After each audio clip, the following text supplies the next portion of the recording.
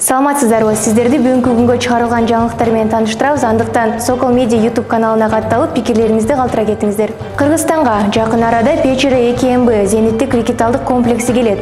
Кыргыз аскери мындан арада бардык тарабынан токтоосуз күч өтө берет. Эске салсак, буга чейин катары менен заманбап учуксуз учактар сатылып алынган.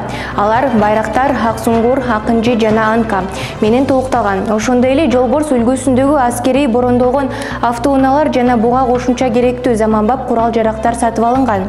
Кыргызстандын коргоо министри иш сапары менен Белоруссияга келди. Бекболотов белорус кесиптеши Хренин менен жолугушту. Кечээ күнү коргоо ведомстволорунун жетекчилери телефон аркылуу сүйлөшүп, андан соң жеке жолугушууну макулдашты. Кыргызстан белорустук Печера 2МБ комплексин сатып алынганын билдирген. Жакынкы күндөрү ал система толугу менен Кыргызстанга келип, Баткен областына киргизилип берилет. Архитектура, курулуш жана турак жай коммуналдык чарба мамлекеттик агенттигинин мурдагы башкы бухгалтери кармалды. Бул тууралуу башкы прокуратуранын басма сөз кызматы билдирди. Маалыматка ылайык, Бишкек шаардык прокуратурасы тарабынан министрлер кабинетине караштуу архитектура, курулуш жана турак жай коммуналдык чарба мамлекеттик агенттигине текшерүү жүргүзүлдү. Текшерүүдө агенттик айрым кызмат адамдарды өздөрүнүн кызмат абалына пайдаланып, жеке материалдык пайда табуу максатында бухгалтердик документ жасалмалоо жолу менен ведомствонун кызматкерлерине эмгек акы төлөө аракетин шылтоолоп, агенттик башкы бухгалтерин өздүк эсептерине которуу жолу менен бюджеттик каражаттарды системалуу түрдө чыгарылышкандыгы жана өздөрүнө ыйгарып алышкандыгы аныкталган. Кылмыштуу аракеттердин натыйжасында агенттик бюджетинен 6 миллион сомдон ашык каражат чыгарылып, мамлекетке ири өлчөмдө зыян келтирилген. Бул факт боюнча прокуратура тарабынан Кылмыш жаза кодексинин 337-беренесине кызматтык абалын кыянаттык менен пайдалануу жана 346-беренесине кызматтык жасалмачылык менен кылмыш иши козголгон.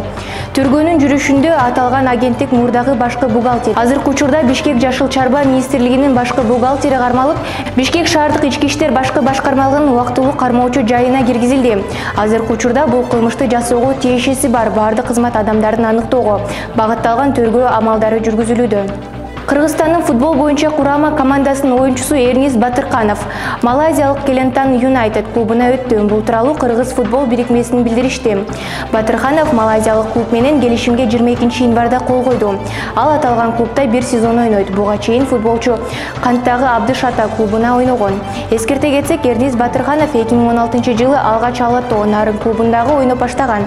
Андан кийин Дордо 2022 Казакстандык Кызыл Жар, 2021 Армениялык клубуна өткөн. Ал эми 2022 Абдышата командасына ойной баштаган.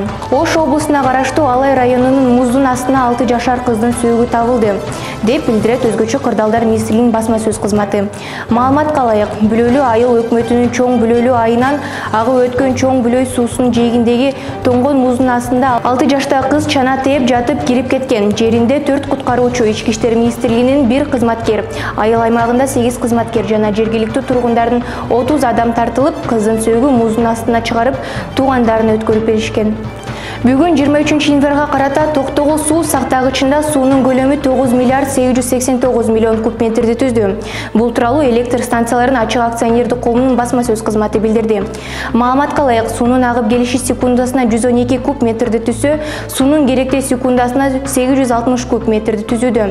Өлкөнүн энергетиктери керектөөчүлөрдү электр энергиясын сарамжалдуу пайдаланууга чакырат. Кыргызстанда 2022 жылы айлык акылар 200% чейин жогорулады. Бул тууралуу финансы министрлигинен билдиришти.